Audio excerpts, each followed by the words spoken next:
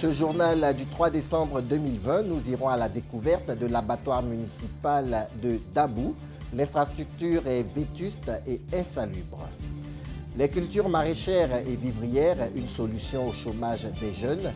La direction régionale de l'agriculture et du développement rural de Ferkessé-Dougou y croit fermement. Le Bénin obtient sa première indication géographique protégée. L'IGP concerne une variété d'ananas appelée pain de sucre. Madame, Monsieur, bonsoir et merci de votre présence sur UFC Africa TV pour vous informer. Direction Dabou, ville située à une cinquantaine de kilomètres à l'ouest d'Abidjan. Christian Gokra, qui y a séjourné, a constaté avec stupeur la vétusté de l'abattoir municipal, mais également son aspect insalubre.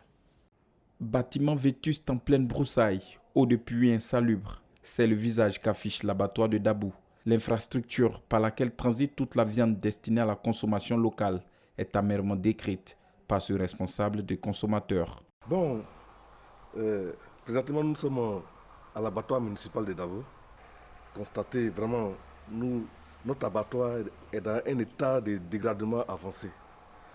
Vraiment où l'insalubrité vraiment n'est plus à décrire. C'est un bâtiment qui ne date pas d'aujourd'hui.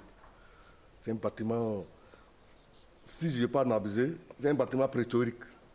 Aujourd'hui, l'appel que je peux lancer va à l'endroit du président du conseil municipal, monsieur le maire en l'occurrence, pour revoir cette position de notre abattoir. Dabou doit avoir un abattoir digne de son nom, étant chef-lieu de région. Dabou a besoin d'un abattoir moderne pour que les consommateurs aient la viande de qualité. L'abattoir de Dabou, après plusieurs années, a nécessairement besoin d'aménagement pour améliorer les conditions d'hygiène et d'abattage des bovins.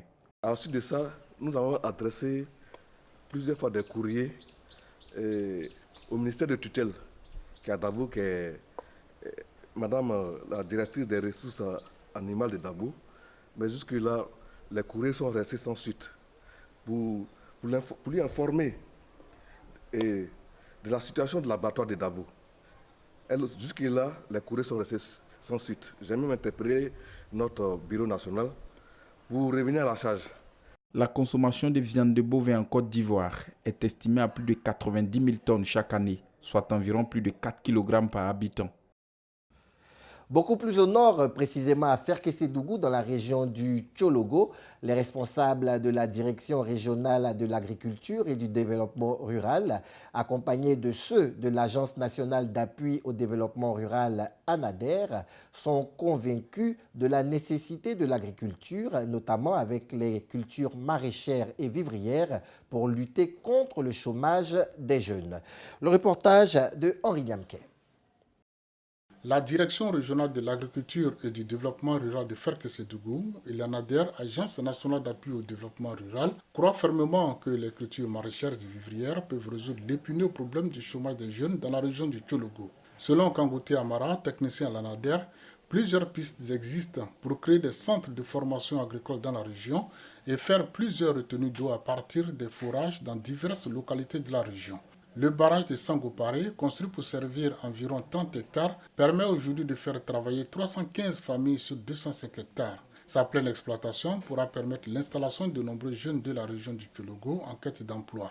Il a en outre indiqué qu'un exploitant de salade ou de laitue, sur un cycle de 3 mois, peut engranger 500 000 francs CFA. Il faut noter que les cultures maraîchères font vivre plus de 5 000 personnes dans la région du Tchologo. Et revenons à Abidjan pour découvrir un chauffeur de taxi pas comme les autres, toujours frais et bien mis. Il fait de cette particularité son atout. Bien lui en prend, notre reporter Karel Octave semble être tombé sous son charme, mais professionnel.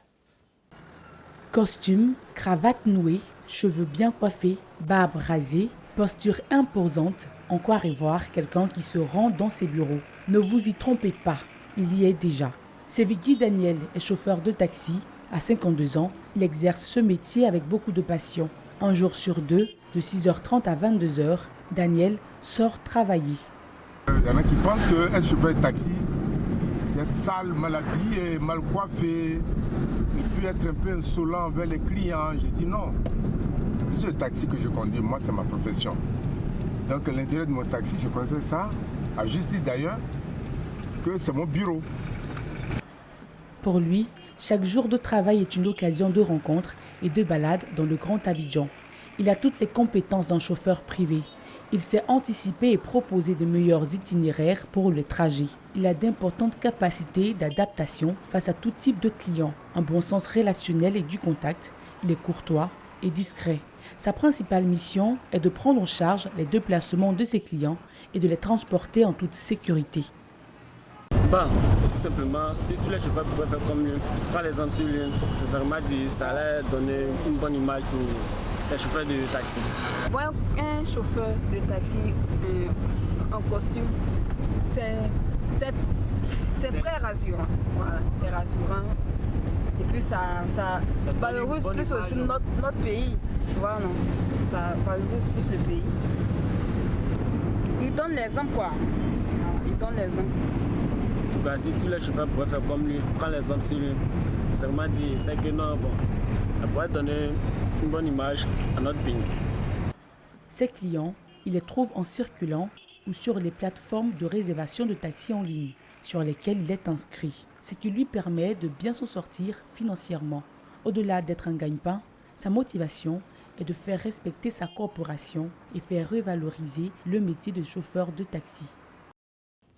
Aujourd'hui est célébrée la 28e journée internationale des handicapés. Le thème retenu cette année est « Développons notre résilience collective » pour trouver et mettre en œuvre des solutions durables afin de ne laisser personne de côté pendant et après la Covid-19. Chez le voisin en Guinée-Conakry, le panier de la ménagère est en souffrance. Et pour cause, depuis quelques mois, la cherté de la vie se fait ressentir, notamment par les prix du poisson. Une flambée des prix qui s'explique par la rareté même des produits halieutiques. Nous le disions en titre, le Bénin vient de décrocher sa première IGP. Il s'agit de l'indication géographique protégée sur la variété d'ananas dénommée ananas pain de sucre du plateau d'Alada Bénin. Comme nous l'explique maintenant Henri Niamke. Ananas à pain de sucre du plateau d'Alada Bénin, c'est sous cette appellation exacte que la première indication géographique protégée IGP en abrégé, jamais obtenue par le Bénin, a été enregistrée à la Chambre de commerce et d'industrie du Bénin. Cette IGP est délivrée par l'Organisation africaine de la propriété intellectuelle qui compte 17 États membres africains. Elle met en avant des produits dont la qualité est liée à un terroir spécifique, à des techniques ou encore à un savoir-faire particulier. En un mot, c'est un atout majeur dans le commerce international. Elle est le résultat de plusieurs années de collaboration entre l'OAPI et le projet d'appui au renforcement des acteurs du secteur privé, financé par l'Agence française de développement et l'Union européenne. L'ananas fait partie des filières agricoles porteuses du Bénin, particulièrement accompagnées par le programme d'action du gouvernement, mis en œuvre depuis 5 ans, avec le coton, le riz, l'anacade ou encore le karité.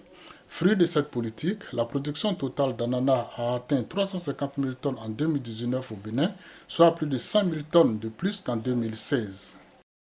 Au Togo, les autorités du commerce, de l'industrie et de la consommation locale entendent réguler le secteur du sachet plastique. Les importateurs doivent désormais se soumettre à des formalités administratives pour respecter les lois en vigueur dans le pays. Au Burkina Faso, précisément dans la ville de Bobo-Dioulasso, c'est la traque aux taxis fonctionnant au gaz butane. Une centaine d'entre eux se retrouvent en fourrière.